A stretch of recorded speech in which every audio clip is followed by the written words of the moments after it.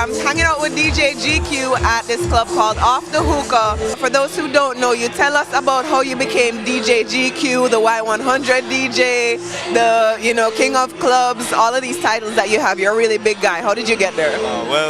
I got into the DJing, of course, from the dancehall side of things, and I evolved to a hip-hop DJ from there.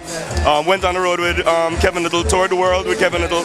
I used to do touring with Andre Rison, he used to play for the Atlanta Falcons and stuff back then, and I met Akon, and I kind of got catapulted into hip-hop hardcore, and I started DJing heavyweight boxing matches at Madison Square Garden in New York. Recently, with Y100, places like Off the Hookah and stuff downtown Fort Lauderdale, I'm a regular in these places, advertise heavy with Y100, which is the only pop station for South Florida. So I became the first top 40 mixer for Y100, I'm basically the face of pop DJs for South Florida. It's exciting to have seen you go from, DJ GQ, my brethren, to know DJ GQ, almost like a household name in pop circles. Still your brethren? No, I know. No, one time it was just my brethren, But in looking at your Wikipedia page that you just found out, you just discovered yourself that you had. I realized you started from you were 14 years old. Yeah, I was actually a promoter in Jamaica, and I was the biggest thing at 14. So it was like a real hands-down thing. I had my first session at 14, and I had like 1,500 people. It was on the front page of the entertainment section of the Gleaner, and I started picking up sponsors and stuff like Appleton and Pepsi and whatever.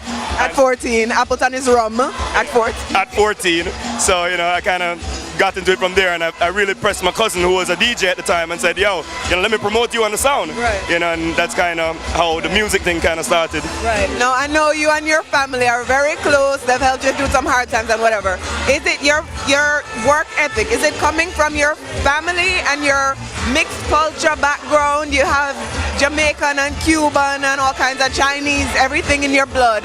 You have Jamaican and hip-hop music, or Caribbean and hip-hop music in your ears. Is that what has kind of pushed you forward as an entrepreneur and your musical taste? Yeah, well, I've been told a couple of times I'm like my father, So, the way, his business ethic, definitely.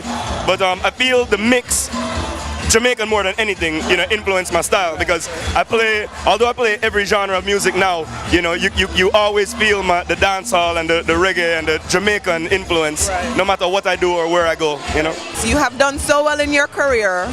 Coming from a Jamaican background, I don't know if you're from a wealthy family or what it is, but you're reaching where you have reached and you're still a pretty young guy. What kind of advice? I mean, there's a million DJs out in the world. What is the advice that you'd give to a young DJ to kind of take the path that you have taken? I always say the same thing. Music is a full-time job. Right. Doctors and lawyers don't practice medicine or law on weekends or nights. Right. You have to eat it, sleep it, live it. I also want to ask you, because you kind of had a reputation of bringing the hip-hop Caribbean mix to Florida. How did you infiltrate the market here? How did you kind of put your stamp on everything that you've done? And how are you different as a DJ from everybody else? Well, all right, the stamp thing now. From I was younger, Sean Paul, Vegas and I are like best friends, we grew up together. Then, the Kevin Littles and everything else. But I had a very strong island influence from young that stayed with me. So I was noted for that. So when I had special events and stuff, these guys would actually come through the club. I've had Akon, DMX is another affiliate of mine that, would literally walk into the club in front of 1,000 people and just pick up the mic and just perform, and I got notorious for that. It just became a dead stamp to the point where promoters knew when they booked me in South Florida, they were almost sure to have somebody, name brand come through and perform. Sounds exciting, GQ. I wish you the best. I wish you continued success. We're going to keep track of you. Make sure your Wikipedia page is updated all the time. And thank you for hanging out with us at Caribbean Entertainment News. And it's DJ GQ, King of Clubs, Mr. Let 'em Know. And I'm repping Caribbean Entertainment News. Yeah.